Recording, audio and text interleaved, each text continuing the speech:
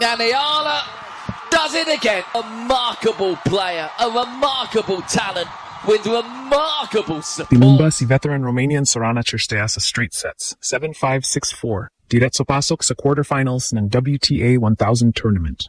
Boom! Yung dating underdog na natalo pa sa Madrid noong 2024, ngayon nagbalik na may galit at galing, turning heads worldwide. Conflict explode. Career pressure versus national duty.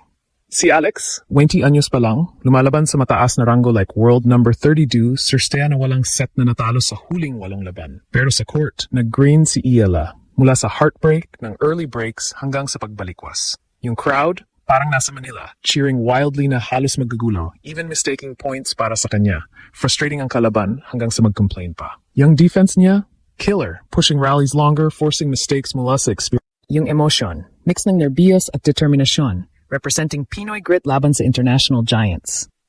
Tennis scene nagulat. Yung informed Cirstea expected to cruise, biglang natumba sa lefty firepower at smart play mula sa Filipina rising star. Fans online buzzing with awe.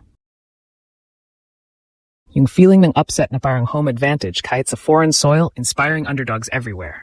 Yung momentum, from Paulini's scalp yesterday to this, Ala proving she's not just hype, building legacy sa WTA circuit, rallying hopes for Grand Slam runs. Pinoy pride surge, buhay na buhay ang suporta. Yung audience energy turning Dubai into virtual Araneta, pushing Alex beyond limits. Ito yung kwento ng from lost shadows to shining hope, reminding bansa na kaya nating makipagsabayan sa mundo. Legacy building, one smash at a time. Ano kaya susunod? Makakaabot pa si Alex sa semis o may bagong twist? Share your vibes, kabayan. Next part, spills deeper drama. Isipin mo to. Yung mga court sa Dubai parang nag-iingay, puso natin tumitibok ng mabilis, buong Pinoy community nakapikit sa screen kahit madaling araw. Si Alexandra Ala, ating 20-year-old fighter, nagbigay na naman ng malakas na suntok. Straight sets na panalo laban kay Sorana Cirstea, 7-5, 6-4. Boom! Mula sa dating rematch na parang revenge mission, naging malakas na statement victory na nagpainit sa buong mundo. Yung kwento ng laban, pure drama talaga. First set, sobrang tense. Si Ala nagbalik mula sa early pressure. Pinigilan ng nerbios hanggang sa nakawin niya sa 7-5 after mga matitibay na palitan. Second set, mas matindi pa. Si Cirstea, bagong mainit at mas mataas ang ranking, sinubukang itulak pero si Alex nagdig deep. Naghalo ng matatalim na lefty angles, matibay na depensa, at clutch winners nagpanginig sa kalaban. Yung crowd, sumabog sa bawat point. Parang mini Philippine frenzy sa arena. Sobrang lakas ng sigawan, kaya na-distract talaga ang Romanian. Yung energy, sobrang electric, parang nasa home soil kahit nasa disyerto. Online, sumabog ang reaksyon. Mula sa disbelief hanggang pure excitement. Gulat sa pag-flip ng script ng underdog, paghanga sa composure niya under pressure, at inspiration sa pag-angat ng Pinoy talent laban sa malalaking odds. Emotional core, sobrang lakas. Career crossroads versus pangarap ng bansa. Pwede sanang sumuko si Alex sa bigat, past losses, ranking climb, endless travel. Pero instead, yung heartbreak naging gasolina ng hope. Yung Paulini upset kahapon, nag-build ng momentum. Yung panalong to, dagdag layer sa legacy. Buong tennis world nag-usap, analysts sinasabing on fire siya, fans nagde-declare na dream run na to, at underdogs everywhere feeling seen. Pinoy pride, lumalaki ng todo, mula sa tahimik na suporta hanggang viral waves ng kaya natin to sa feeds. Yung feeling, mula sa national heartbreak, past near misses, hanggang renewed belief, pinapatunayan na kaya ng mga Pinay na mag-dominate sa elite stages. Lalong lumalim ang conflict. Susunod, kalaban si heavy hitter na Coco Gauff. Pressure tumaas, stakes sky high na. Pero si Alex, ginagawa niyang power yung sakit, isa-isang fearless swing. Legacy unfolding mismo sa harap natin. Paalala sa bawat kababayan na mula sa doubt, may darating na down. Sino ba talaga ang makakapigil sa kanya na ngayon? Makakaabot pa siya sa semis sa quarterfinal fireworks na to.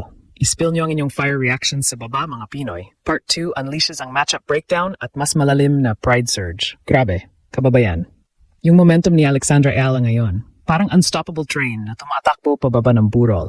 Matapos yung epic upset kay world number 8, Jasmine Paolini, 6-1, 7-6, diretso siyang nagpatuloy sa round of 16 at tinumba ulit ang veteran na si Sorana Cirstea sa straight sets, 7-5, 6-4. Boom ulit, yung dating rematch na may bad memory mula Madrid 2024, naging sweet redemption na nagpa-explosive sa buong tennis world. Laban details? Sobrang intense. First set. Pareho silang nag-grind. Si Alex nagbalik mula sa pressure points, pinigilan ang break attempts, hanggang sa nakasnatch siya ng 7-5 sa clutch moments. Second set naman, mas naging aggressive siya. Lethal lefty serves, sharp angles, at matibay na depensa na nagpahirap kay Cirstea na maghanap ng rhythm. Yung crowd sa Dubai, parang Araneta Coliseum na. Filipino fans sumisigaw ng todo, nagbibigay extra push na halos maramdaman mo yung energy kahit sa screen. Online reactions? Sumabog talaga. Gulat sa pag-flip ng script laban sa inform na kalaban, paghanga sa composure at fighting spirit niya under fire, at pure inspiration na nakikita ang Pinay star na lumalaban sa Giants. Yung feeling ng suporta, parang buong bansa na sa likod niya, turning Desert Arena into home court advantage. Emotional nucleus dito, from past heartbreaks, yung near misses, tough losses, at pressure na magdala ng bandera, hanggang sa renewed hope at legacy building. Si Alex, sa edad na 20 pa lang, nagiging simbolo ng resilience, turning every doubt into fuel, every setback into comeback story. Yung Paulini scalp, nag-set ng tone. Yung Cirstea win, nag-prove na consistent na siya sa elite level. Global buzz, tennis fans nagde-declare na dream run to, underdogs worldwide nakaka-relate, at Pinoy pride, lumalaki ng todo. Mula sa tahimik na prayers hanggang viral cheers ng Let's Go at Proud Pinoy sa lahat ng feeds. Ito yung kwento na nagpapaalala. Mula sa shadows ng loss, may liwanag ng triumph na darating, rallying lahat na maniwala ulit sa kakayahan ng Pinoy sa world stage. Conflict escalates pa. Quarterfinals na, possible heavy matchup ahead, like potential versus top seeds. Pressure tumataas, pero si Alex, lalong nagiging fierce, transforming every challenge into opportunity. Legacy unfolding live. Isa-isang hakbang patungo sa mas malaking history. Makakayanan ba niyang ituloy ang hot streak hanggang semis o finals?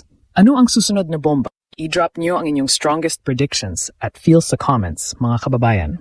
Part 3 unleashes ang deepest pride wave at future implications. Grabe, mga kababayan, si Alexandra Ala ngayon.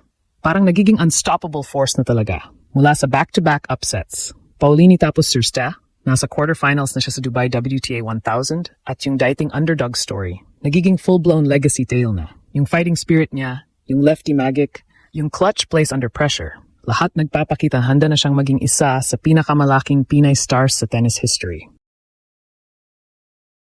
Emotional peak dito. From endless heartbreaks, tough losses, ranking struggles, sacrifices sa pamilya at bansa, hanggang sa ganitong moment ng pure triumph. Yung bawat panalo, hindi lang para sa kanya, kundi para sa lahat ng Pinoy na naniniwala na kaya nating makipagsabayan sa world elite.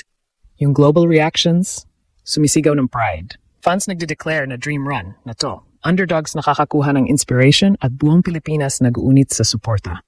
Yung feeling, parang muling nabuhay ang pag-asa mula sa shadows ng doubt hanggang sa liwanag ng possible Grand Slam breakthrough. Susunod na laban, malaking test na. Pero si Alex, lalong nagiging matapang, turning every obstacle into stepping stone. Ito yung kwento na nagpapaalala, Pinoy talent plus grit, world-class potential. Legacy na binubuo live, isa-isang hakbang patungo sa history. Makakaabot ba siya sa semis, finals, o mas malayo pa? Ano ang inyong ultimate prediction? Ispill lahat sa comments. Yung pride wave natin, tuloy-tuloy pa rin.